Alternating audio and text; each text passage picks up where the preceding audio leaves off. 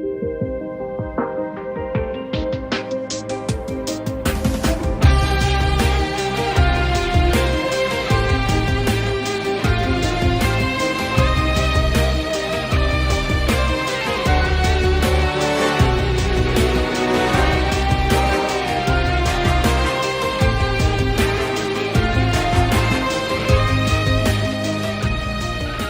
listening to The Switch.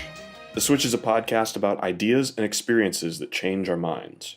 I'm Chase Harris, joined as always by my co-host, Alex Berner. In this episode, we speak with Jason Rabinowitz.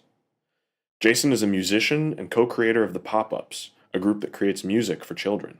In this conversation, we talk about children's music, media, and art, what children are capable of and misconceptions about children, and what it's like to create music for children. If you like what we do here on The Switch, the best way to support us is through Patreon. For as little as $1, you can become part of the community. Ask us questions, suggest topics, and directly communicate with us. You can also unlock bonus content, like extra questions we ask our guests. If you want more of The Switch, both on topic and off, you can become a patron at www.patreon.com/switch_podcast. You can also support us by rating and reviewing on iTunes, Google Play, or wherever you listen to us. If you want to connect with us on social media, we're on Instagram and Twitter at @switch_podcast, and on Facebook, we are The Switch Podcast. So, without further delay, we start with a quote from Charlie and the Chocolate Factory by Roald Dahl. "You see, my dear boy, I've decided to make you a present of the whole place. As soon as you're old enough to run it, the entire factory will become yours." Charlie stared at Mr. Wonka. Grandpa Joe opened his mouth to speak, but no words came out. "It's quite true," Mr. Wonka said, smiling broadly now. "I really am giving it to you. That's all right, isn't it?" "Giving it to him?" gasped Grandpa Joe. "You must be joking." "I'm not joking, sir. I am deadly serious." But, why should you want to give your factory to little Charlie?" "Listen," Mr. Wonka said, "I'm an old man. I'm much older than you think. I can't go on forever. I've got no children of my own, no family at all. So who's going to run the factory when I get too old to do it myself? Someone's got to keep it going. If only for the sake of the Oompa Loompas. Mind you, there are thousands of clever men who would give anything for the chance to come in and take over from me, but I don't want that sort of person. I don't want a grown-up person at all. A grown-up won't listen to me. He won't learn. He will try to do things his own way and not mine. So I have to have a child. I want a good, sensible, loving child, one whom I can tell all my most precious candy-making secrets while I'm still alive." And with that, Jason, welcome to the podcast. Thank you. Thank you for having me. So just to start off, I'd like to hear a little bit about you. First of all, have you ever been a child? Yes, I was for, until very recently. Till possibly having children of my own. And then probably still a lot of residual child left. Yeah. So kind of starts at the beginning. What was your life like growing up? How'd you get into the field of children's music? Two very different questions. I grew up in New York City, in the Bronx, which people think is less than normal, but really it's just like growing up anywhere else. It's, there's a few 100,000 more people around. That's about it. Otherwise, from my experience, no matter where I go, people are people, and childhood tends to be childhood. I had good parents, so that's a great head start in life.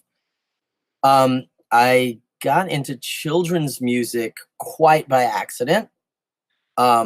I wanted to be a musician like my whole life, and that's so I fell into that pretty early as a kid. And then I was performing with a band after college, and this woman came who happened to own an infant toddler music program. And she saw me perform, and something about me struck her. She tapped me to work for her. She said, "You have to work for me." You have to. And I wasn't necessarily into it, although at first, but she pestered me. She called every day for a week. True story. She was like, I just know this is true. You have to come work for me. And I did. And the program was called Little Maestros. And I wound up, basically it was a band that would perform for toddlers and infants. And there was a class. It was an infant toddler music class, but with a band. So I would front this band. The class was very successful. It wasn't just me. There wound up to be, I would guess at least 50, 60 people working for this company in bands. And then the company itself was bought, and I think they attempted to franchise it.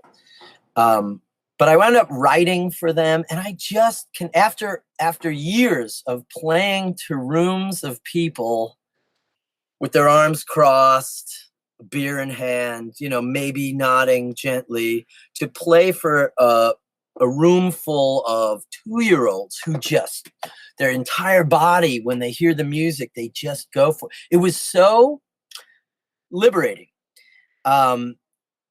That something definitely, I definitely knew, like something struck.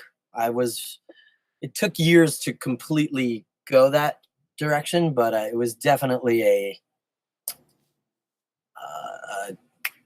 it was a moment that I did not know I would have. I did not know I would enjoy performing for children quite so much. A switch, if you will. A switch. Yes, exactly. Yeah. Not to be too on the nose, but yeah. Yeah. And how'd you end up, what are you doing right now? I know you have a business partner, right? Yes. So somewhere along that line, I found another guy who was also doing that. He had built out a different infant toddler music program for a different company. It was a nursery school / Hebrew school in Lower Manhattan. And he hired me to be in a band through a mutual friend, for like a one-man puppet show. And I saw this guy who hired 4 musicians to be the band, a non-speaking band, while he was just this one-man puppet show. And I was like, this dude's a lunatic.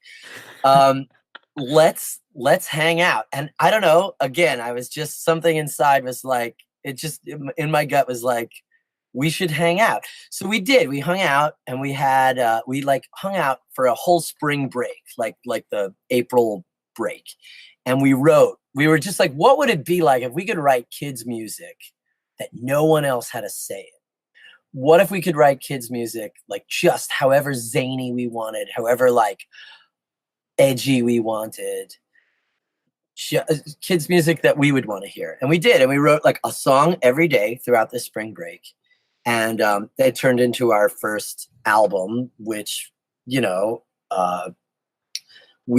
it was done, we, passed out copies at a local kids music conference. And the guy who reviewed music for NPR, his name is Stefan Shepard, and he carries a lot of weight in the independent children's music world. And he somehow got a hold of it, and he eventually called it like a kids music debut of the year.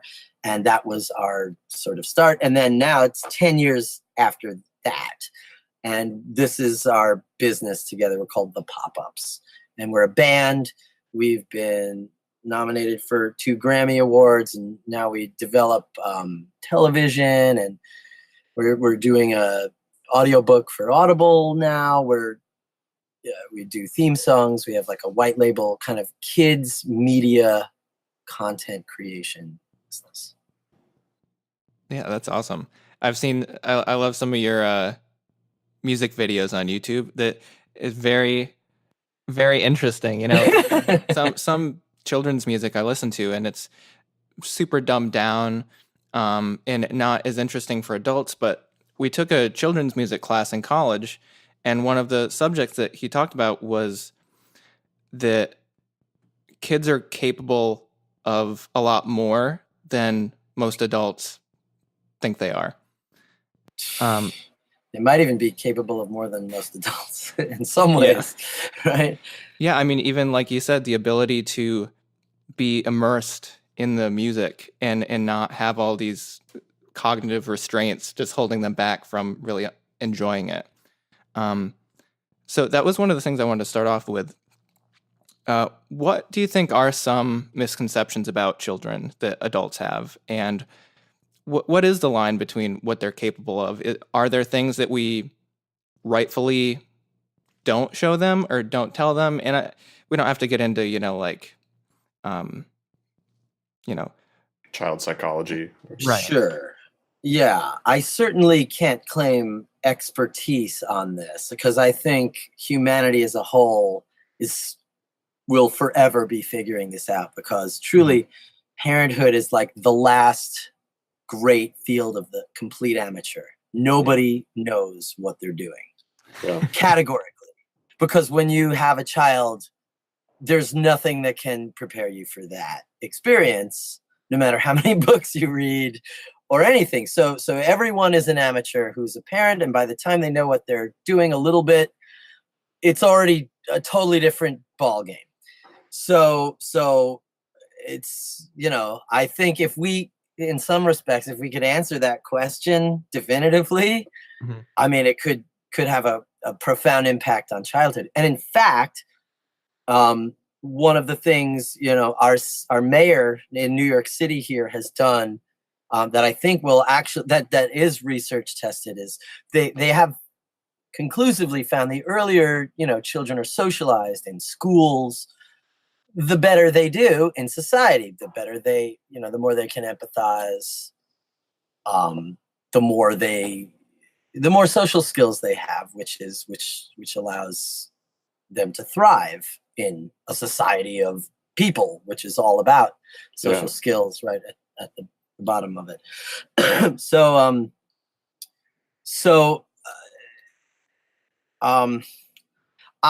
As far as my own children, like I love talking about politics with my kids, and that's you're probably not supposed to do that, but I like trying to break it down for them, because like anything, if you've ever taught anything, by teaching something, you break it down to its constituent parts and understand it better.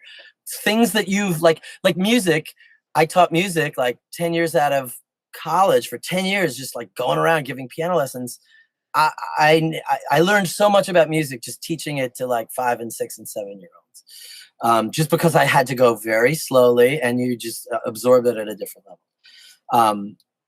So like talking about government, like, wow, this is fascinating. Turns out like America has, all throughout history, there was like one family that would like control a whole society and no one could say anything. And then through trial and error, everyone's figured out that there could be checks and balances, words I've heard my whole life. But now I'm like, you don't understand, kid, checks and balances. Like, we got to take back the Senate, it's like, and I don't know. I don't know how much they're absorbing. I guess this is a long-winded answer to say. I don't really know, but I believe that unequivocally, especially in terms of art, kids take in art in a way that grown people don't. This is what you were saying, like, some things children can do better than grown-ups. They categorically learn better than grown-ups. They're absorbing things constantly in a way that our brains lack the plasticity to do. And so their whole nervous systems are like way more attuned to things. I mean, I'm sure you both have this experience being children, and a song maybe would give you like a feeling inside, like a cheesy song on the radio. You'd be like, ugh, something about that song just like gives me the ickies, or like whatever it was. Yeah. There's yeah. I would just listen to the same song over and over and over again, and appreciate it just as much every single time. And I think going back to one of the things you said, like, they appreciate it, and their minds are not closed to certain opportunities. I don't know if that's because everything's so new to them that they don't really discriminate, like this is a wrong new and this is a right new. But yeah, so what do you guys do differently as a band, as a production? What are some things that messages or lessons you try to give to kids?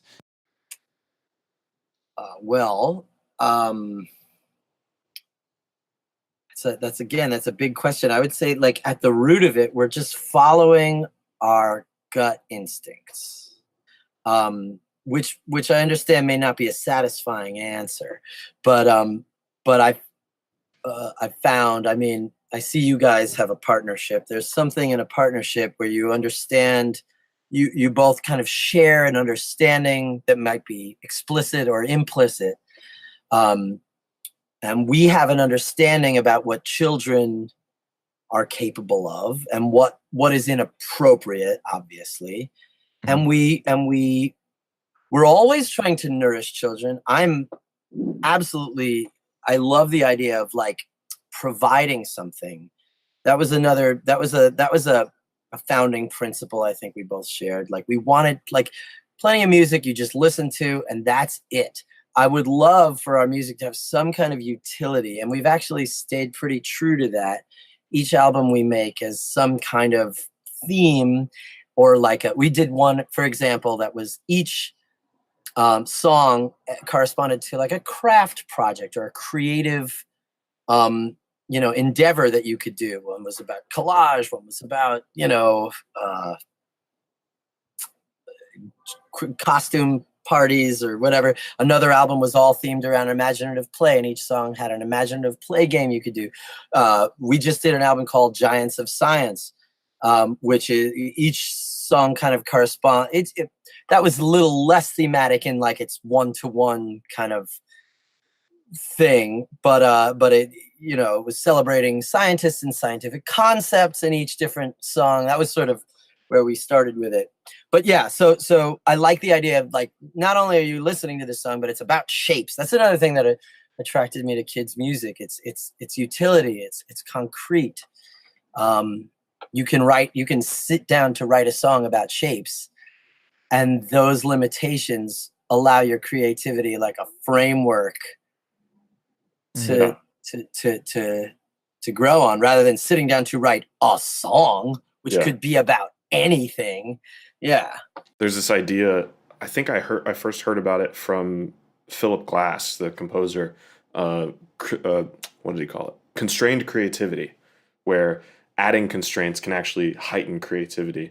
But I wanted to maybe rephrase a question based on something you had said when you were talking about when you first met your business partner. You said that you sat down to write kids' music that we would want to hear. And I think I'm curious what the distinction there is. Like, what was the difference between sitting down and writing kids' music that you would want to hear and kids' music that either you were writing before or you were hearing from other places? Can you maybe elaborate on that? Absolutely. It's pretty concrete. When writing for, say, an infant toddler music program that I am not in charge of, there's an executive producer who's like, I don't know about this song. Can you make it a little shinier or a little simpler? Like, there's an executive producer level. You're serving their vision as a creative employed by their company. Without that constraint, it was just your own sense of joy or musical satisfaction, and there were no limits. We looked at I remember several times during the writing of that thing, like, can we do this? Is this okay? And now we don't ask anymore. We just know we can do anything. Children's music is music. That's all there is to it. If you know how to speak to children, maybe they'll listen to it and be interested in it. Otherwise, the gloves are off. Mm-hmm. Yeah. Nice. Yeah, and I think they can hang. They love it. plenty of kids just like bop around listening to like, you know, Last Friday Night or whatever. 8-year-olds, 6-year-olds, like, yeah, sure. Oh yeah, I definitely interpreted lyrics, you know, in a totally different way when I was young. That was adult music, you know. Right? Yeah. I think that's interesting when you mentioned it's really an intuitive thing for you guys. You know, it's not so much like let's philosophically figure out what kids need to know and how we're going to approach it. And we did an episode on intuition and how they're usually right. You know, obviously some of our intuitions are off, but in general they give us a good guideline. And it seems like there's such strong human intuitions when it comes to parenting or interactions with children. You know, somebody who's never interacted with a child before might go up and do something that they've never done, you know? So I think that's just an interesting, but Yeah, well, intuition is part of art, that's for Mhm. sure. And like trusting your intuition artistically is like probably the most powerful thing you can do. I will say, parenting is one place where your intuition, it's like a North Pole and a compass. Like it's way too close. Mhm. Your intuition gets very confused with all kinds of other feelings and needs you might have around this relationship, or self-imposed, you know, whatever it is. That's parenthood is a very, you know, it's a Bermuda Triangle. But there is a lot of clarity there too, where you can, oh no, this is correct. But I mean, that breeds individuals. yeah. I think you can probably also see some sort of more base instinctual, maybe intuitive reactions from the audience perspective with children as well. Like you were talking about how children just they know how to listen to music. They start moving, they start dancing, and it's not like anybody taught them what to do. They just start doing it. Yeah, it's crazy when you see a 10-month-old baby hear the music and just start rocking. It's like, how Yeah. that is innate. So I once heard that there's two things humans do innately, which is song and dance. Humans innately sing and they innately dance. We don't know why or how, but that is true. It's kind of incredible. Yeah, that's something most people lose too, you know? I mean, Right. eh, It's for one easy reason or another. to talk yourself out of it. Yeah. Yeah. What sort of feedback have you gotten since writing children's music that's this much more uninhibited, less corporate style? Like, do you get a lot of skepticism either from parents or labels or anything like that? Well, in the 10 years we've been doing this, I've seen a shift in, I mean, so 10 years ago, it wasn't a novel idea. Maybe 15 years ago, 20 years ago, it was a novel idea like, hey, what about kids' music that's actually good? 10 years ago, that was less of a story, but still fairly novel. Nowadays, I've watched in the last 10 years, it's just a given. You know, 10 years ago, none of my cohort were getting nominated for Grammys. Yeah, I mean, the first night we were nominated, I remember my wife saying, the Grammys are they're giving out the nominations tonight. And I literally said to her, that has nothing to do with my life. Is what I said. And then she looked and we were there and I like almost fainted. But yeah, but now it's like the last 3 years, it's all independent children's musicians pursuing their highest musical realities.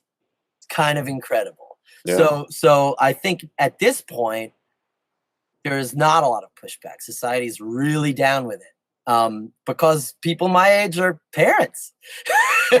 You know, so I'm 40, but you know, I still consider myself a young person on some level, although Yeah. you know, that's getting harder to do every day as the days tick on. But, yeah, yeah. So I would say no. That has changed a lot for the better, and And most kids musicians now, I think, are just giving it their total all.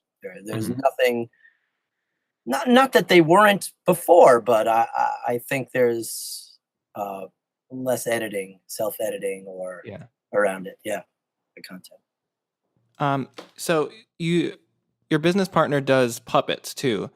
We wanted to go into the idea of like multisensory learning, and how do different forms of art combine to interact with kids a different way? You know, what more do they get from the videos or the puppets or all of that? Just how do you feel like that interacts with your art? Well, I mean, the more I would say this is another intuitive thing that I certainly can't claim expertise on, but the more, but there is, I don't want to say a lack of attention span, but you come to learn as, I guess, a kids performer, how to grab an audience of kids and keep them. And the more, multimedia you can do, the more visual and auditory, the more you can combine things. Both Jacob and I do puppets, and we originally started doing puppets because we couldn't afford a band. So we're like, well, we're not just going to stand up there singing to tracks. I mean, we have to produce this a little more. We have to make it a little more interesting for the audience. And we wound up discovering narrative. Narrative is also super important for kids. You could sit and tell them, light in a vacuum will never, stop until it runs into something. It doesn't mean anything, but if you could say there was this, being named Photon, and he would, careen through the universe. Narrative helps frame educational concepts. Gifted teachers, any really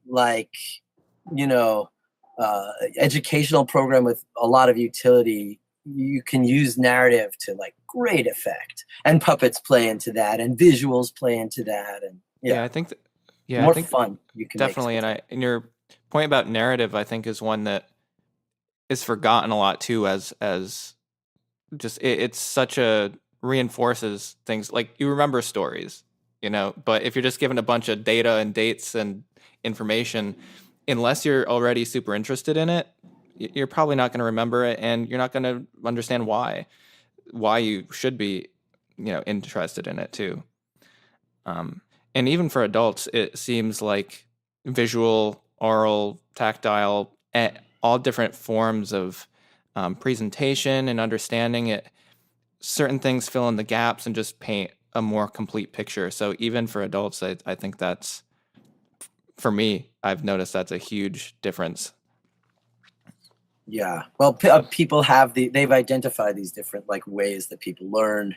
Yeah. The musicological, the spatial, so the more of those you can hit, the more parts of yourself and the more parts of your, say, audience that you're trying to reach, you will reach. Mm-hmm. I kind of want to come back to a point that we started to make in the beginning, and again, maybe reframe another question.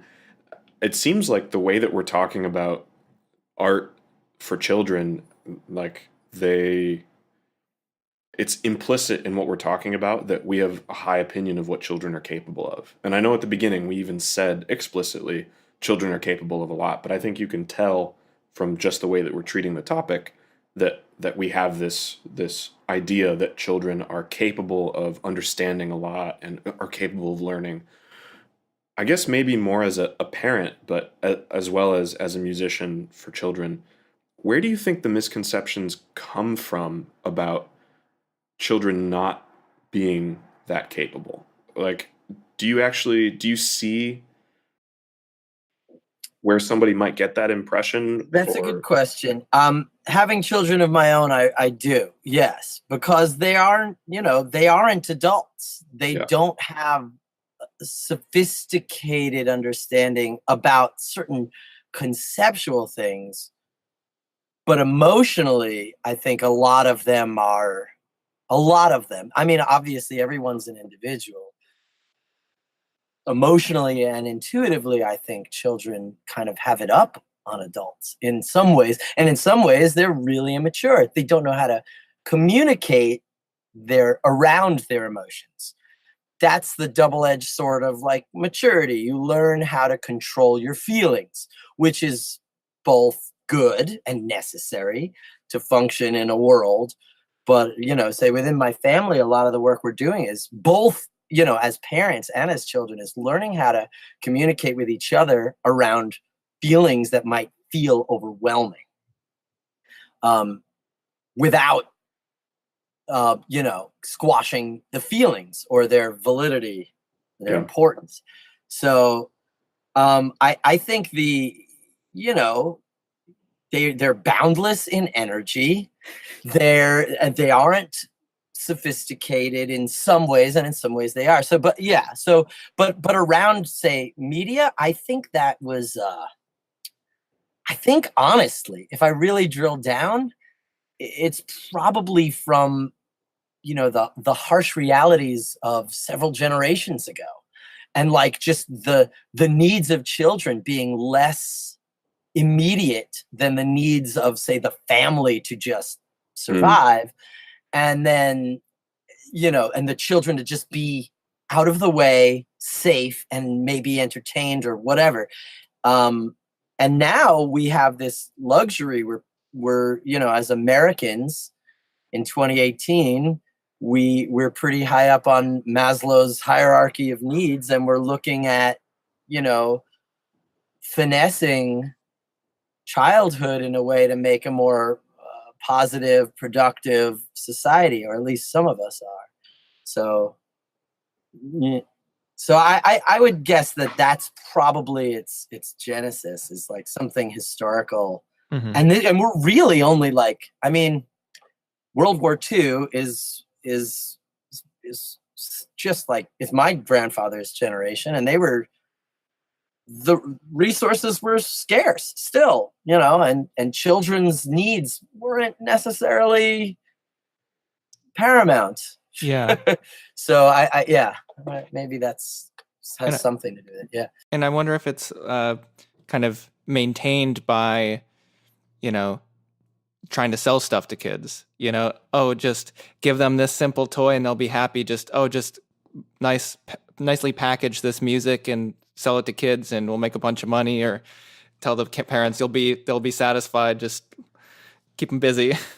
I mean, there are times you need your kids to be out of the way, or just are safe and out of the way, and hopefully, being nourished by something, being educated. But yeah, I mean, selling things to kids that's like a whole other thing. I think my generation got that really hard. Like the 80s were really like, cartoons were cross-branded with all this stuff. I don't know about, there's COPA rules and regulations about like advertising to kids. And that was, the mouthpiece of pop culture was small, or there were 5 channels that you were getting all of this media from. There wasn't a billion different screens and different things. So, yeah. Yeah. How do you take that? How do you market to children ethically and like without taking advantage of them or their parents? That is not something I do. I don't consider that. I try and think about what they would enjoy. And I am not a marketing expert. That I really couldn't speak to. Okay. Because that's a delicate issue. Truly. Right. And there are a lot of laws around it. It's it's interesting. Like in kids media, I've found there's a glass, not a glass ceiling, but like a ceiling, because there's the advertising money, which monetizes so much other content, is really limited in kids media. You can't market just anything to them. And there's very stringent laws around it. Why do you think kids like to listen to the same things over and over again? It's same thing with me as a kid. For video. I probably watched The Three Musketeers actually 100 times. Like it must have been at least twice a week. And it never got old. I don't know if I was just comfortable with the familiarity of it. It was just I could continually appreciate the same thing. Yeah, what do you see with that with kids? I think kids thrive on routine and structure, and like knowing what's coming next is really helpful. It makes you feel safe. I think makes them feel safe. That's from everything I've read. Like routine really helps children feel safe. So there might be something to that. I used to do the same thing.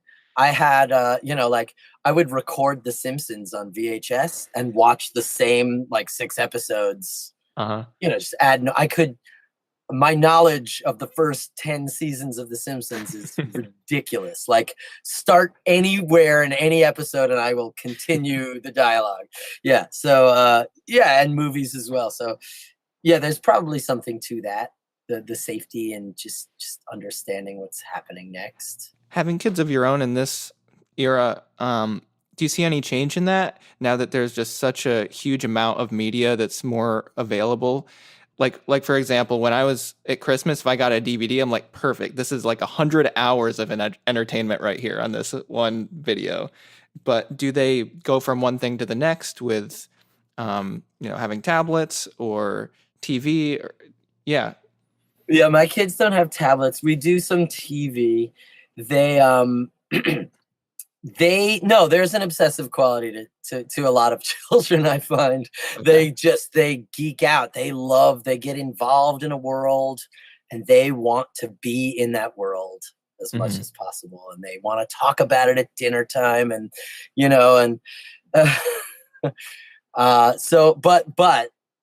that said, I do think there is like just a ridiculous glut of content available at any second for them all the time. So I find a lot of parents limit all parents had to limit the intake, but nowadays I think that's just as true as it ever was. Yeah. Do you have any advice for anybody who wants to get into children's music? Yeah, I would. My advice would just be to do what feels right for you. Make the music you want to hear. That's pretty much it. Yeah. Hey, fair enough. Yeah. If that even, I don't know. What's it like having children as fans? It's funny because, if I met, say, Paul McCartney, I'd freak out. I'd be shy and tongue-tied and freaked out. You meet a kid who's a fan and they might be shy and tongue-tied and freaked out and like even afraid to give you a high five, and their parents are like, I'm so sorry, he's he's just totally freaking out because you're standing here or whatever, and it really is an interesting perspective on fame, or because you're like, kid, please, like, no, I'm just a person, like, really, this is so not special. Like, if only I could somehow tell you how unremarkable it is to meet me. But but that reflects interestingly on your own experience of, like, say, fame and meeting famous people, and it's a good perspective. Yeah. It's awesome. Most kids don't freak out, and even if they do, that's the great thing about kids is you can hold up your hand for a high five, and if they're too shy to do it, you're like, a high five becomes tickle fingers if you don't high five it, and it's just kids just want to play. It'd be totally different if Paul McCartney said that to you. I would lose. I would turn to jello. A high five becomes tickle finger. Jason. High five Stickle fingers. I'd fall on my face. I know you mentioned you felt like children's music is going in a direction that's more free and not necessarily experimental, but more open to different possibilities. Where do you see it going in the future? Do you think there's any changes that need to happen? What trends do you see? Well, this gets into the business side of things. I think kids' music is really decentralized, it turns out.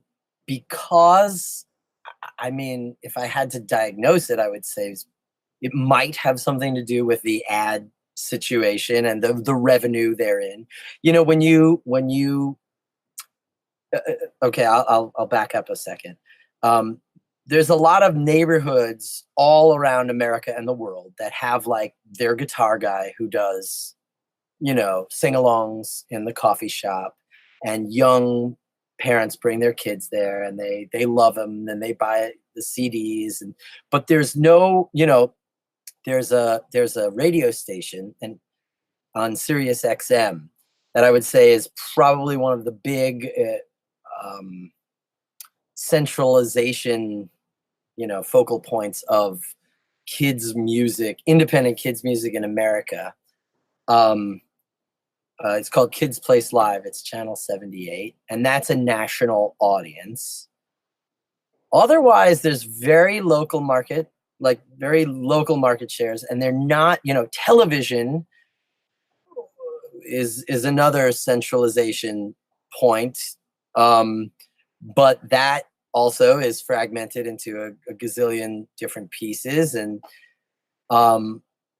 yeah, I mean, so it's symptomatic, I guess, of media in general, but the children's media landscape is very local and not general. So I would say it would be interesting to see, and no one, we've been trying to crack that for 10 years. Like what is the main, like, how do you become a household name in this space? It's really, you know, through television, I think, perhaps. Yeah, my intuition would be like also film, just the kind of trends or waves that happen among kids. That I remember even when I was growing up, that was one of the things you had in common. You know, they might not listen to the same music that I did as a kid, but we saw the same movies. And if there was a song in that movie, everybody would know that. Any funny jokes, everybody would have that in common. What was your favorite children's music? Either growing up or now? Who else do you respect? Well, I mean, there's a lot. I have a lot of peers who I truly respect. Secret Agent 23 Skidoo. None of these people you might know of, but they're fantastic. He actually won a Grammy last year for he's a hip hop artist, and he's brilliant. And I'd been following his career since before he had even became a kids musician. And he's actually on our new record. Justin Roberts is like a brilliant songwriter. There are just no, I mean, there's no end to. I could keep rattling off names of my friends when and people I immensely respect. When I was a kid, I listened to probably Free to Be You and Me, but again, my parents played us, you know, Paul Simon or they listened to a lot of like 70s folk rock. So I have like a real yacht rock soft spot in my heart. Stevie Wonder, who's not yacht rock, but yeah. Do you think all those things you listened to growing up really affected your musical style? I mean, I can't imagine the answer is no, but yeah. And most parents, they get into music, or they want their kids to listen to music that they also can enjoy. My daughter went through a period of time where she was absolutely gobsmacked obsessed with one of our friends' bands. They're called the Noddits. They're from Seattle. They're fantastic. Recess Monkey is another Seattle band. It's just utterly fantastic. And I actually experienced vicariously through her. I would take them to the concerts. Now these are just our buddies, known them for a long time, and she would freak out, clam up, too shy to shake hands, and like that health. And I would geek out. I would be like, "Oh my god, the Nuttits are coming to town!" Like we still kind of get excited about it. Yeah. That's awesome. So, yeah, it is cool. It's really cool. There's a lot of people doing really great stuff in kids' music these days. Mm-hmm. Yeah, it seems to me like children's media in general, throughout what we've been talking about, has multiple functions, right? It's art, so it's exploratory, right? It's finding new things, exploring new avenues that you've never thought of before, but it also can be a safe place where, once you've learned it, it's something that you can come back to and rely on. And when you listen to a song, it's always the same recording. It's like you said, it's a safe place. And I think I definitely utilized music and art for both of those as a kid. And I think I do the same thing now. When you're in a bad place, at least for me, I'll go back to songs or art that I'm familiar with. And it brings out those emotions like it does in kids. It might not be as extreme, but it helps bring back to that. So I wonder if there was a more consistent emphasis on it, like there is as a child, but continually going through school, where music and art wasn't just this class you had to take, but it was through your own design and your own energy that you explored it. I wonder what outcome that would have on us emotionally and how we can express ourselves in effective ways. I think self-expression is a fundamental way for people who may not have the vocabulary or even the wherewithal to relate to society and to be valuable to society. It's interesting. I just saw a program last weekend about, oh God, I wish I could remember what it's called. It's a nonprofit in San Francisco, which takes disabled people, whether they be mentally disabled, handicapped, or visually impaired or whatever, and they do art. And it's a real conservatory. And they have found amazing ways to have these people who maybe society says, there's no value for them, to have a real value, and have their worlds, their thoughts, their feelings, their understanding of the world communicated in a beautiful, valuable, fascinating way. I mean, there was this one story of this woman who was institutionalized at maybe 4 years old, orphaned. She spent 50 years living in an institution, and nobody knew she was deaf. And they got her to this place, and she started making these yarn sculptures with objects hidden inside them. And she became a world famous artist. These sculptures sell for hundreds of thousands of dollars, and they're exhibited internationally. And this woman who was completely marginalized found this immense value. And she still goes to this place in Berkeley or wherever it is, maybe it's in Oakland, and they cultivate. God, I need to find. You guys should do this, or when we're done with this interview, we should tell people where they can donate to this place, because this was so earnest and so wonderful. I thought this institution, which is basically shoestringing it, cobbling it together, what they do for some of these people. So anyway, I agree, Alex. If we used creative expression is a really wonderful thing to nurture in kids. I think there's more emphasis, more sincerity on the part of educators these days. Not that maybe there wasn't as much when we were kids, but I'm finding in my own kids' schooling, there's a lot of creative expression, sincerity around developing that. Yeah. Mm-hmm.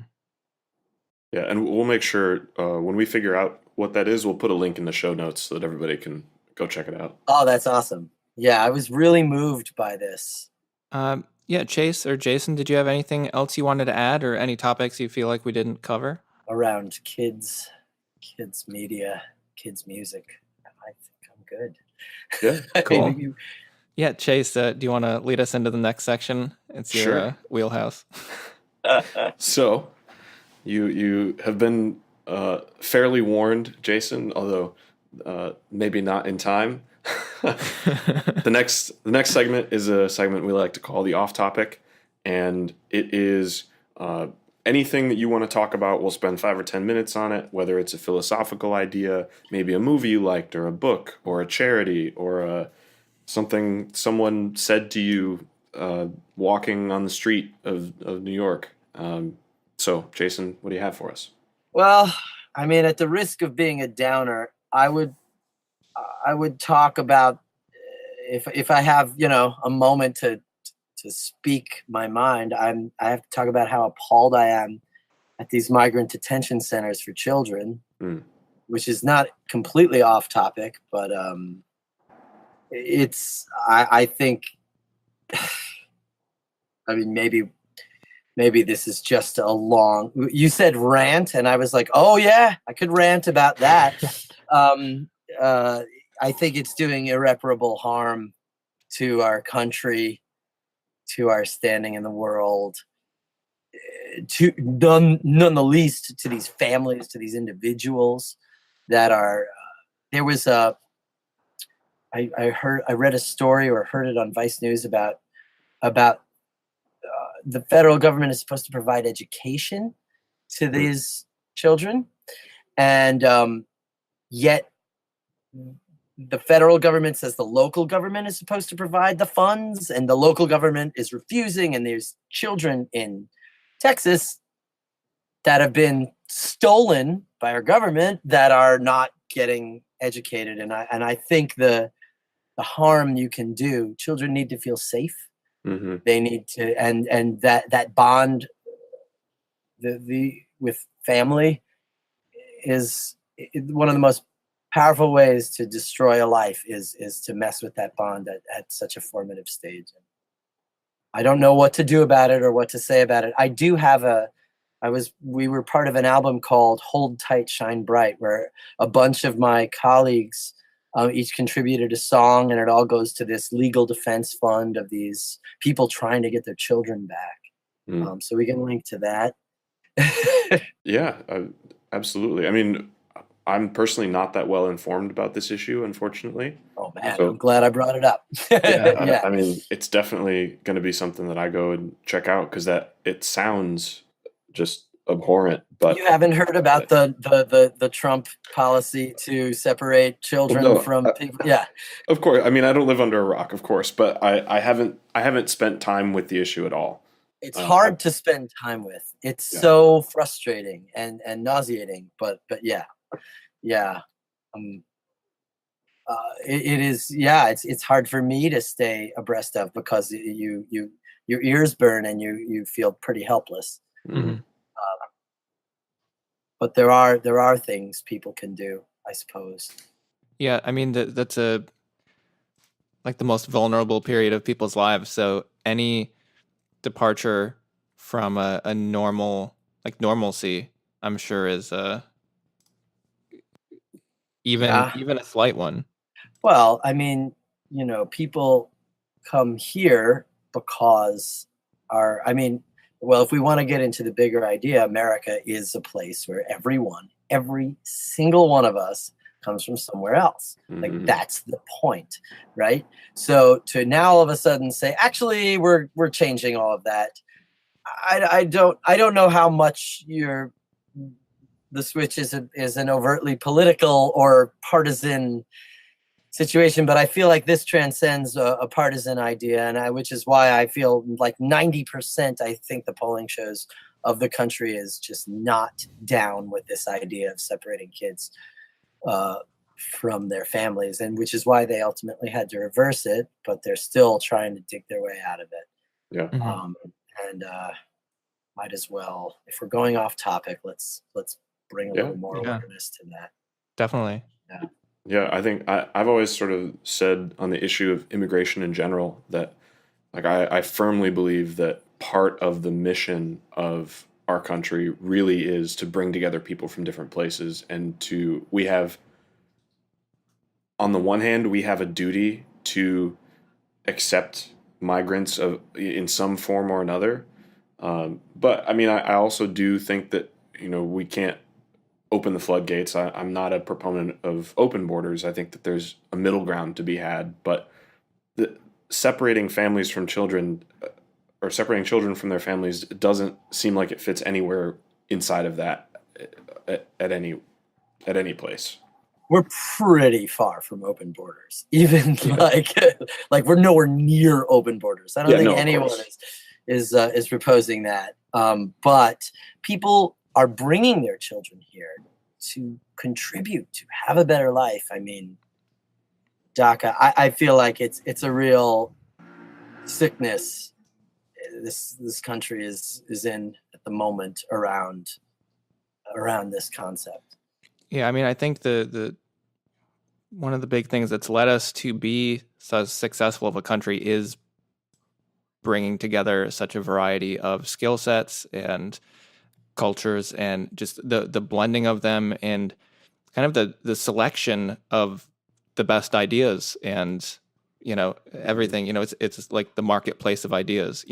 People bring in new stuff. If it makes sense, if it's a great thing, more people adopt it. If not, gets kind of shut out over time. I mean, yeah.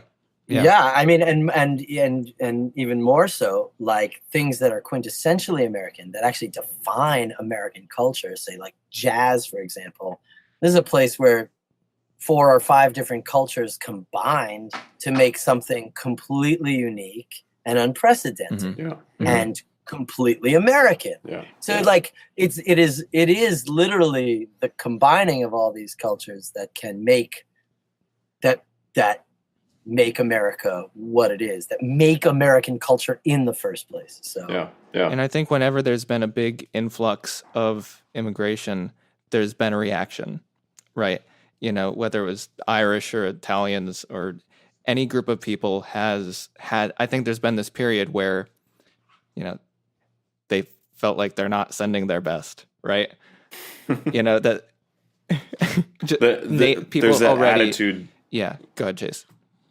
I think what he's saying is that anytime there's been an influx of migrants from anywhere, there's been this initial reaction of they're not sending their best, and it's a part of the, not that it's an acceptable part, but it seems to be part of the pattern of that, us getting that kind of influx. Yeah, I think that this administration is even limiting the best. It's so far in the other direction. They're not even letting, PhD candidates, and because there's this weird nativist, protectionist selfishness. I don't know. So. Yeah. Well, thanks for bringing that up, Jason. Thanks for going there with me, guys. Yeah, absolutely. Yeah. Just for the record, like we as a podcast, we have no problem with getting political. Like Alex and I have political ideas. We have different political ideas, sometimes similar, sometimes different than our guests. At its core, I think this is supposed to be a platform for ideas, a free exchange of ideas. Exactly. Which is, again, sorry to interrupt, but that seems to be another thing that's kind of eroding these days.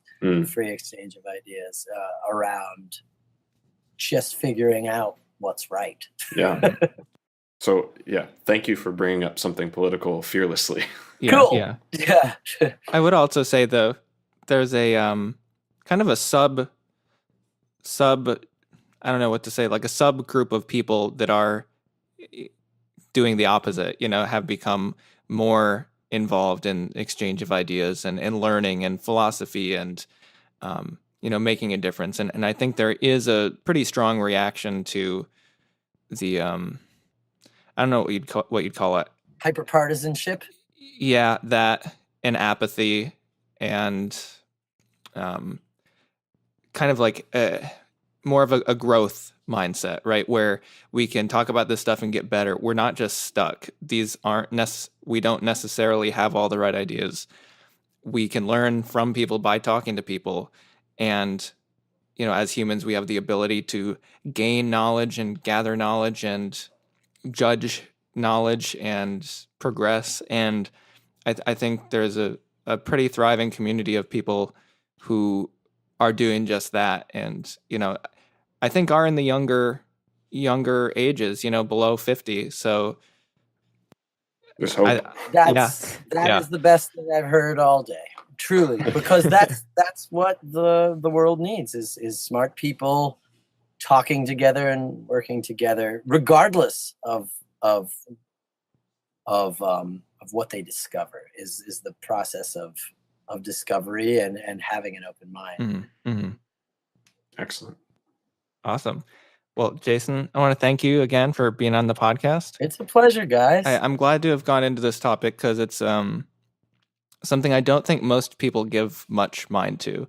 There's some of the podcasts we've done are, on politics or meditation's kind of a more prominent idea in society, but this is something that can be so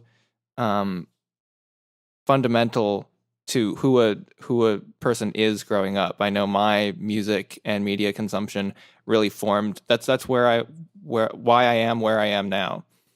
And if I had exposure to different stuff, better or worse, I'm sure I'd be in a different place.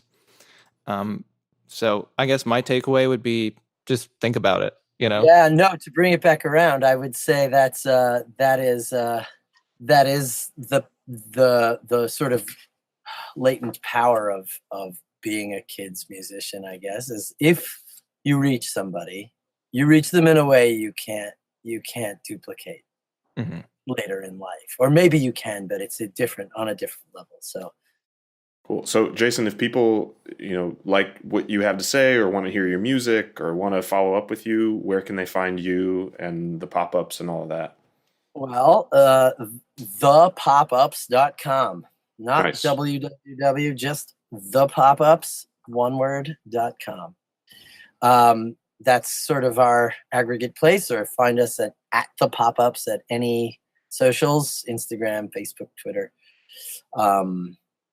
Yeah. Awesome. Cool. Yeah. Well, thanks again. That was excellent. Yeah. Thank you, guys.